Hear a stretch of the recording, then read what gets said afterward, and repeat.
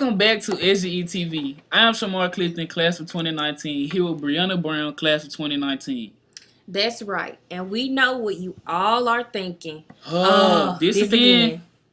It's not going to be that bad. We know that you 10th and 11th graders have done SGEs once or twice before. So this time around, we're going to be giving you all of the inside tips so that you can get the best SGEs out there. Yeah. We are not going to bore you with things that you already know, like the facts that SGE TV stands for Summer Growth Experience. Or the SGEs are required and completing all components of an SGE would factor into your grade next year. Or that SGEs have the potential to boost your chance of being accepted to a job or college. Yeah, we know that you know all of those things, so we are going to dive right in. Today we are going to be talking about what counts as an SGE. It turns out that there are a lot of misconceptions about what counts as an SGE and what does not. All of the non-examples that we will be looking at today are real scenarios from real social students. We want to highlight what does and does not count as the SGE so that all students are crystal clear about what fulfills the SGE requirements for day one. Alright, so let's get down to business. Luckily for you, you actually have a lot of choice in terms of what you can do for an SGE. There are actually 5 broad categories that can fulfill your SGE requirement. Category 1, summer camp or academic program.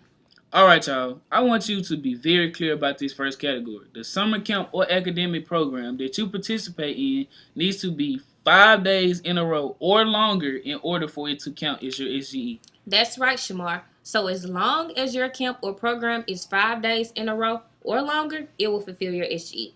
Let's look at some examples of programs that will fulfill your SGE requirements as a summer camp or academic program. Some programs in Memphis are the Memphis Ambassador Program, or MAP, Bridge Builders, Teen Tech Camp at the Benjamin Hooks Library, and many more. Programs outside of Memphis include Business Major Awareness Programs in Alabama, Crump Law Camp in Washington, D.C., and others. Before we move on to the next category of SGEs, let's take a look at a non-example. Hi SGE TV, my name is Renasha Thomas. One summer I was a self-employed. I went for the first couple of days of the program, but then I decided to skip the last day to go to the pool with my friends. I figured that Solersville wouldn't know. I went to most of the program after all. Turns out, my supervisor put down on my evaluation that I only completed part of the program. This disqualified me from fulfilling my SGE credit, and I got an L for a unit test grade in English. Make sure you complete your entire program in order to earn your SGE credit. Thank you. Thanks. We are going to move on to the next category now. Category 2, internship or job shadowing. An internship or job shadowing is a great way to experience what the workforce is really like. In the past, students have had the opportunity to job shadow or complete internships at all sorts of cool places like Action News 5, Tsunami, a local seafood restaurant in Cooper Young, Memphis Bar Association Summer Law Internship. If this sounds interesting to you, make sure to work closely with your advisor or Ms. McCain on finding an opportunity. In order to make sure we are being fair to everyone and to make sure everyone is using their SGE as an opportunity to grow this summer, completing an internship or job shadowing with a family member does not count.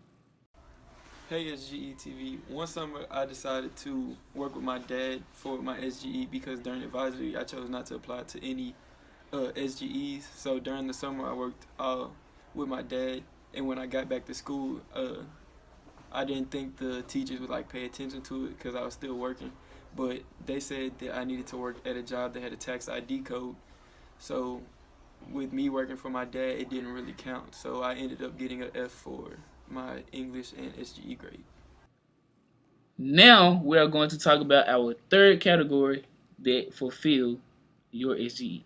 Category 3, work a job. Now, beware with this one. Everyone wants a job, but a lot of students aren't old enough to work or have a hard time getting hired because they don't yet have experience. We know that is frustrating, but we are just telling you now so you can be aware. Plus, if you are interested in making money, there are a lot of SGEs that pay you, So make sure you listen out for those opportunities in our commercials. In the past, we have had students work at places all over Memphis, including Kroger, Captain D's, and more. Let's hear from another senior about what to avoid when working a job. My SGE fell through, so I decided to babysit for my aunt during the summer. Unfortunately, this did not count as an SGE because I did not work for an organization with a tax ID number from the IRS. If you work for a job, it has to be within an organization that has a tax ID number, not just an individual person who pays you. That's right. You need to make sure that if you work a job, it is with an organization with a tax ID number. Similar to job shadowing and internship category, you also need to work a job with an organization that is not affiliated with your family. Only 2 categories left, Brianna. What's up next? Category 4, Soulsville Summer Service Program. The Soulsville Summer Service Program, or 3SP, is a 5-day volunteer camp at Soulsville, usually during the week of June. Students who participate work with different organizations around the city to positively impact Memphis by giving back to the community in fun and unique ways. In the past, 3SP students have built benches and the pagoda for the Soulsville Portables area, painted murals for buildings in South Memphis, volunteered with the Ronald McDonald House of Memphis, thousands of pounds of food with my food. If that sounds interesting, keep an eye out for 3SP applications in April.